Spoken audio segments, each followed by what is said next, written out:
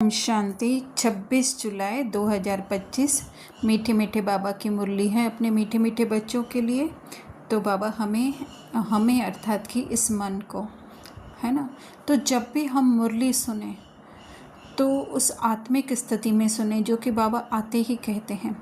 Plus जो बाबा कहते हैं ये मुरली जो है वो एक दिन वाले बच्चे के लिए भी सेम ही है, तो जो ज्ञान में 50, 60, 70, 80 सालों से चल रहे हैं उनके लिए भी जो है ये मुरली सेम ही है। तो मुरली के बीच बीच में जो है कुछ कुछ मुख्य बातें ऐसी आती हैं जो कि एटमिक बम होती है। एटमिक बम कहें या आत्मिक बम कहें, क्योंकि उसमें सारे ही हमारे बुद्धि के कपाट खुल जाते हैं।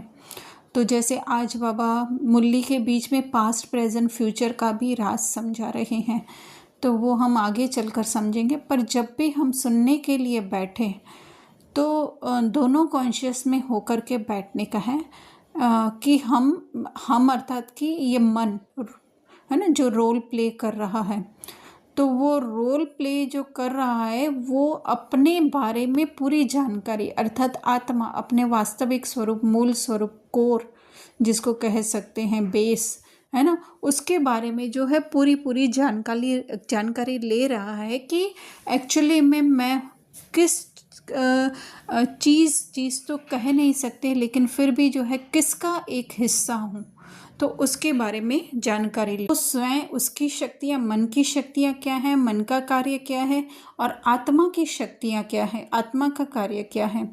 तो जैसे बाबा कई बार मुरलियों के बीच में कहते हैं प्रेसिडेंट की महिमा अलग है, प्राइम मिनिस्टर की महिमा अलग है, तो भगवान की अलग है, श्री कृष्ण की अलग है। तो इसी तरह से मन की भी क्या, मन के अंदर कौन सी स्क्रिप्ट भरी हुई है और आत्मा जो है वो ओरिजिनल क्या है, उसके बारे में पूरी जानकारी मुरलियों में होती है। तो आत्मा तो सदैव ही सुख शांति से भरपूर है, वो कभी किसी को जज नहीं करती है, और भी क्या क्या है हम इस आगे मुरली में जानते जाएंगे। पर सबसे पहले हम ये समझ लें कि ये मुरली जो है वो मन पढ़ रहा है, मन सीख रहा है, आत्मा तो सब कुछ जो है वो जानती ही है। तो आज बाबा मन को ये बता रहे हैं कि ये संगम युग अर्थात ये सृष्टि चक्र में जो है वो विक्रम विनाश अर्थात अपने जो है वो देहबान से निकलने का समय है। तो वापस इस देहबान में नहीं फंसना है, उसको ही बाबा ने कहा तुम्हें विक्रम नहीं करना है, पावन जरूर बनना है, अर्थात इस देह से दिखने वाली दुनिया से, शरीर से, ड्रामा से डिटैच जरूर बनना है। फिर प्रश्न उत्तर में बाबा जो है वो पूछ रहे हैं अतीन्द्रिय सुख के अनुभव के लिए क्योंकि इस विश्व ड्रामा में आकर के जो है वो मन ने आत्मा से अलग होकर के अपनी जो पहचान बनाई, तो उसमें उसने सुखों का अनुभव करना चाहा, है ना, बाहरी चीज़ों से जो है अपनी पहचान बना कर कि मैं ये शरीर हूँ, ये मेरा घर है, ये मेरे बच्चे, परिवार, गाड़ी, बंगला बिजनेस है इन सब से जो है वो अपने आप को सुखी अनुभव करने की कोशिश की, लेकिन अंत में आकर के वो इन सब बातों में खुद ही उलझ गया, जैसे कि मकड़ी अपने जाल में उलझ जाती है। तो अब उसे पता चला है, मन को पता चला है कि वो उसका सुख जो है वो इस इंद्रियों से परे का सुख है, क्योंकि अब तक जो है वो मन इन इंद्रियों के द्वारा सुख भोगने की कोशिश कर रहा था। पर एक्चुअली सुख तो जो है वो आत्मिक स्थिति में ही है, उस खालीपन में, शून्य अवस्था में ही है, जहाँ न कोई आवाज़ है, न सेंसेशन है, इमोशन, फीलिंग, थॉट्स कुछ भी नहीं है।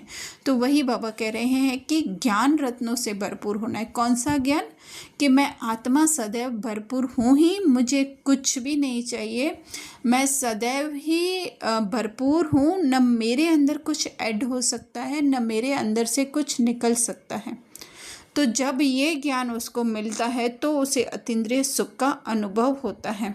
इसलिए बाबा कह रहे हैं कि ज्ञान को, है ना, सिर्फ सुनेंगे नहीं, लेकिन उसको अनुभव में लाएंगे, धारण करेंगे, डे टू डे हमारे एक्टिविटी में उसको इम्प्लीमेंट करते जाएंगे, तो हम साहूकार, है ना, अर्थात अपनी आत्मिक स्थिति में जो है अधिक से अधिक स्थित बनते जाएंगे। बाबा कह रहे हैं ज्ञान रतन नहीं है तो गरीब हो, फिर भले शाहूकार रोल में कितना भी कोई है ना करोड़पति अब्जपति हु इज़ हु हो, लेकिन फिर भी जो है स्वयं को जो है वो गरीब ही अनुभव करेगा, क्योंकि अंदर संतुष्टता नहीं होगी, निश्चिंतता नहीं होगी, कुछ ना कुछ चाहिए होगा। तो कितना अच्छा बाबा आज कह रहे हैं पास्ट प्रेजेंट फ्यूचर का ज्ञान देकर। ये बात सबसे ज़्यादा हमें समझने की है कि पास्ट प्रेजेंट फ्यूचर जो है वो सिर्फ मन के लिए है, क्योंकि मेमोरी बैंक है ना, मेमोरी बैंक जो है वो मन के पास है। आत्मा के पास कोई भी मेमोरी बैंक नहीं है।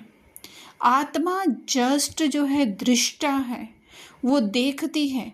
मन की एक आदत हो गई है कि कभी भी किसी भी चीज़ को देख करके जो है वो उसकी पूरी कहानी को आगे पीछे की ओर जान लेता है, या वो उसके बारे में थॉट्स चला लेता है। जैसे कि एक बच्चा होता है, वो जस्ट किसी को देखता है, अच्छा है बुरा वो कभी भी जज नहीं करता है। उसके लिए बस वो चीज़ है, वो उसी समय के लिए एग्जिस्ट करती है। बाकी उसके ऊपर ना उसके अच्छे के विचार चलते हैं न बुरे के, ना उसको होता है कि मैं अपने पास इसको रख लूँ, ना अपने पास जमा। ऐसे ही आत्मा है। आत्मा हर चीज़ को देखती है, इसलिए जो है वो देवी देवताएं हमेशा खुश रहते हैं, क्योंकि उनके पास मेमोरी बैंक हम कहें नहीं होता है ना, कि न वो पास्ट की बातों को अपने अंदर स्टोर करके रखते हैं, न फ्यूचर के बारे में उसकी चिंता करते हैं। बस जो है उनके लिए जो है वो प्रेजेंट है। तो वही बाबा कहते हैं त्रिकालदर्शी बना रहे। त्रिकालदर्शी बनाना अर्थात क्या? मन की रीति से हम सोचेंगे तो हमें लगेगा कि बाबा जो है हमको ये ज्ञान दे रहे हैं कि पास्ट में तुम ये थे, देवी देवता थे, फिर पूज्य थे, अभी जो है ज्ञान मिलने से पहले जो है तुम बिल्कुल ना खाली हो गए थे, अपनी आत्मिक स्थिति नहीं थी, और अभी फिर से ज्ञान लेकर आत्मिक स्थिति बना रहे हो। तो वो मन की रीति से, अगर रोल की रीति से हम जानेंगे तो वो सही है, लेकिन अगर हम आत्मिक रीति से जानेंगे तो हमारे लिए जो है वो कुछ भी एग्जिस्ट नहीं करता। ओनली एंड ओनली जो है वो प्रेजेंट एग्जिस्ट करता है, जो हमारे सामने है, और उसमें भी जो है कोई भी लेबल नहीं, कोई भी लेबल नहीं। ये 1 करोड़ की चीज़ है, ये 1 करोड़ की गाड़ी है, ये आदमी अच्छा है, ये मेरा अपना है, ये पराया है। क्यों हमें बाबा जो है आत्मिक स्थिति में स्थित रहने के लिए कहते हैं कि किसी से भी मिलो तो उसको आत्मा की दृष्टि से देखो, अर्थात बस जस्ट वो है उस दृष्टि से हम देखें। बाकी ये मेरा बेटा है, ये मेरा दुश्मन है, ये मेरा पड़ोसी है, इस दृष्टि से देखेंगे तो बहुत सारी स्टोरीज खुल जाएंगी उसकी। इसके लिए हमें त्रिकालदर्शी अर्थात आत्मिक स्थिति में जो है बाबा हमें स्थित करना चाहते हैं। बहुत ही ज़्यादा ये वंडरफुल बात है। अगर कोई इसको अच्छी तरह से समझ ले तो उसके लिए पुरुषार्थ की स्पीड जो है वो बहुत ही तेज हो सकती है, लेकिन उसके लिए भी जो है वो बाबा कह रहे त्रिकालदर्शी अर्थात कि उस साइलेंस की स्थिति में जो है हमें जानना पड़ेगा, तो हम इस बात को समझ सकते हैं। धारणा में बाबा कह रहे हैं ये सृष्टि ड्रामा के हिसाब से, मन के हिसाब से जो ये पुरुषोत्तम युग चल रहा है, तो ये जैसे उस स्थूल रीति से पुरुषोत्तम मास में जो है वो दान पुण्य करते हैं, तो ये अविनाशी ज्ञान रत्नों का दान करना है। वो भी बाबा इसलिए कह रहे हैं दूसरों को देने के लिए, ताकि हमको बार बार रिवाइज होता जाए, है ना। तो जब तक हमें दूसरा नहीं मिलता है तो हमें स्वयं को ही जो है वो ज्ञान रत्न देने हैं।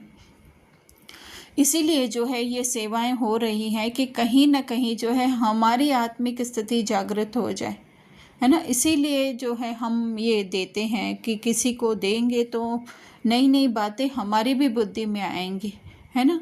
इसके लिए बाबा कह रहे हैं अमृत वेले। वैसे तो संगम युग बाबा कहते हैं पूरा ही अमृत वेला है, लेकिन फिर भी जो है दिन के या स्थूल लोक के हिसाब से जो अमृत वेला है उस पर उठकर तभी हमारी सारी देह की पहचानें हमें मिटा करके जो है हमें उस सत्य स्वरूप में स्थित रह करके और जो है वो अपने आप से बातें करनी है।